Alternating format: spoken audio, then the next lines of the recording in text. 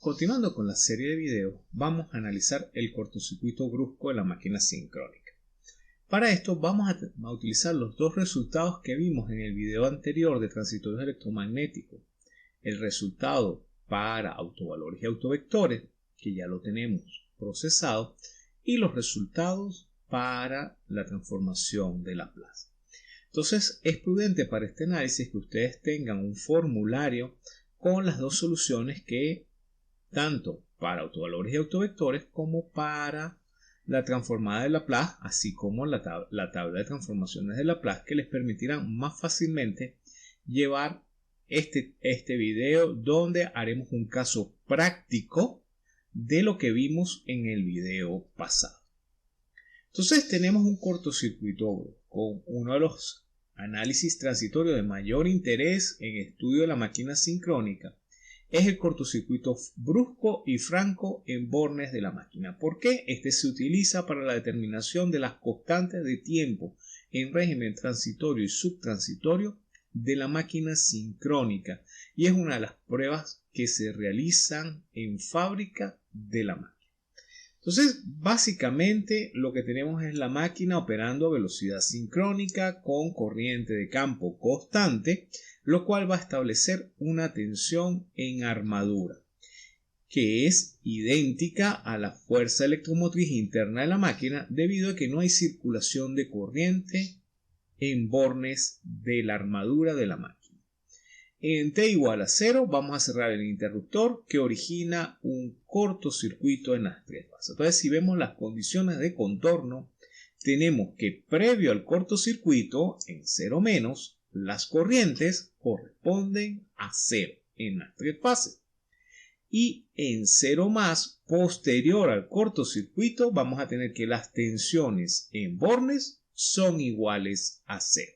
Entonces esas son nuestras condiciones de contorno, 0 menos y 0 más. Entonces, para analizarlo, la corriente de fase son 0 durante el tiempo anterior al cortocircuito. Aplicando la transformación de par a estas condiciones, se obtienen que las corrientes de Q0 en la condición previa al cortocircuito, es decir, antes de 0, desde menos infinito a 0 menos, las corrientes son iguales a 0. Mientras que la corriente de campo en 0 menos es directamente la tensión entre la resistencia, es decir, la consigna de la excitatriz. Las condiciones iniciales en el instante inmediatamente posterior al cierre del interruptor, es decir, en 0 más, se consideran considerando los enlaces de flujo de la bobina. Recuerden que los enlaces de flujo no pueden cambiar instantáneamente porque eso requiere una corriente infinita. Por tanto, el enlace de flujo entre 0 menos y 0 más se debe mantener. Entonces, bajo esa premisa, nosotros podemos igualar los enlaces en 0 menos y en 0 más, calcular el enlace, ya que la máquina es lineal como L por I, vamos a tener que, por tanto, las corrientes en 0 más van a ser igual a las corrientes en 0 menos. O sea, las corrientes se van a mantener puesto que las inductancias no han cambiado. Eso hace que el enlace se mantenga.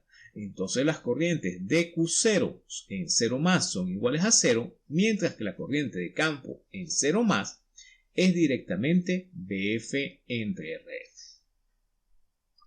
Entonces, durante la condición de cortocircuito, las tensiones en bornes de la armadura de la máquina son 0 y por tanto las tensiones de Q0 también son nulas.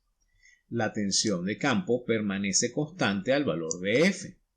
La solución particular se obtiene considerando el comportamiento en régimen permanente de la máquina en un tiempo muy largo posterior al cortocircuito, que dé tiempo que hayan pasado 5 veces las constantes de tiempo de los procesos electromagnéticos de forma tal que se establezca el régimen permanente. Al despreciar la resistencia del estator, el fasor que representa la corriente de cortocircuito en régimen permanente se retrasa 90 grados con respecto a la dirección del eje cuadratura. Es decir, que la corriente va a estar completamente en el eje directo de la máquina, haciendo que la componente de corriente en el eje cuadratura sea igual a 0.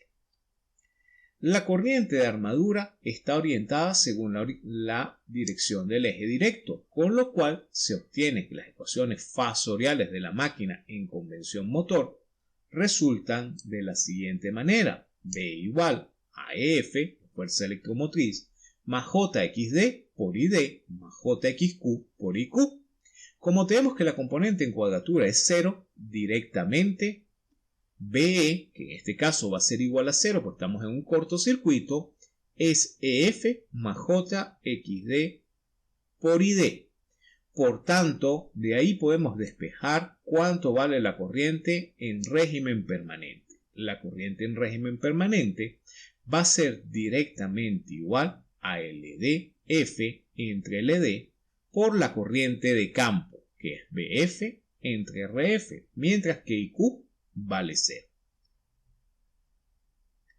Entonces, del video pasado donde vimos cuánto valen los coeficientes que acompañan a cada una de las constantes de tiempo que corresponden a los autovalores de la ecuación característica, podemos determinar los coeficientes K desde K0, K1, K2 y K3 correspondientes al autovalor de secuencia 0, el autovalor igual a 0 y los dos autovalores x2, lambda 2 y lambda 3 que son más o menos j omega.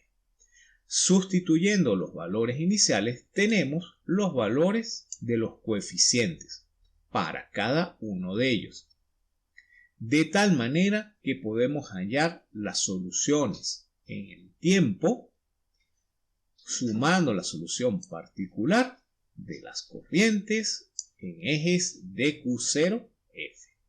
Como la máquina no se encuentra alimentada en su secuencia 0, la corriente de secuencia 0 es directamente 0. Y vemos las corrientes ID y Q, donde la componente en eje directo tiene un valor constante más una sinusoidal, la corriente en eje cuadratura es una sinusoidal, y la corriente de campo tiene un término constante más una sinusoidal desfasada en el tiempo. Aplicando la transformación inversa de par, podemos obtener las corrientes en las fases ABC o en coordenadas primitivas. Entonces, de esta manera podemos obtener cuánto valen las corrientes en el régimen de las fases y en el tiempo. Entonces tenemos que IA viene dada por la expresión que tenemos a continuación, que se puede representar a partir de los valores de inductancia. La expresión anterior se puede mejorar su interpretación si se multiplica y se divide por la velocidad sincrónica, a fin de que no quede en función de la inductancia, sino en función de la reactancia, y se incorpora la definición de la fuerza electromotriz que produce el campo. Entonces tenemos que la corriente en la fase A depende de la fuerza electromotriz, de las reactancias de prima y Q y de funciones sinusoidales en el orden de la frecuencia de rotación o velocidad sincrónica y del doble de la velocidad sincrónica. Otra manera de resolver el problema, tal como lo vimos en el video pasado, es aplicar la transformación de Laplace. En ese sentido, tenemos que las corrientes en el mundo de las frecuencias es el inverso de la matriz operacional por el enlace de campo inicial, el enlace de flujo inicial en 0 más, que ya lo hemos calculado, y la transformación de las tensiones en el mundo de Laplace, que afortunadamente en este caso son 0. Entonces podemos calcular el inverso de la matriz operacional, como vemos en la lámina.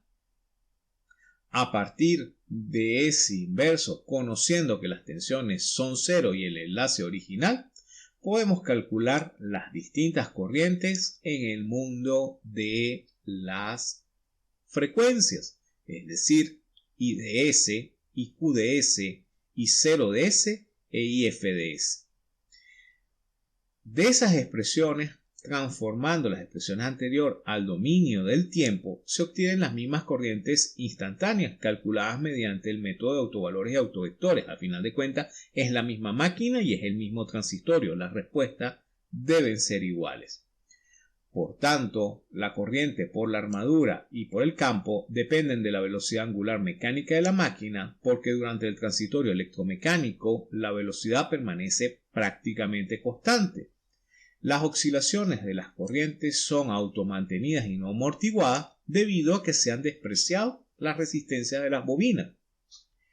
El ángulo θ inicial determina la posición del rotor respecto al eje magnético de la fase A en el instante de tiempo inicial del cortocircuito, es decir, es la posición inicial del rotor con respecto a la fase A del estator en 0 más.